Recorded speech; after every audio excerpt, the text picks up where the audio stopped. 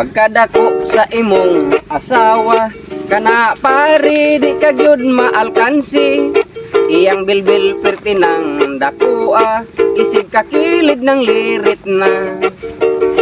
Iyang hawak perti ng lapara, mura na og oskado pa. Usa kinahanglan pare kang magbinutan aron dili ka makulatahan.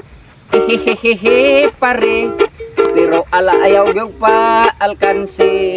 Siya ra gyud patungi pirme, aron di mo lugsot ng imong tinae. Naadihay ubang asawa, lami kaayo og siksi pa.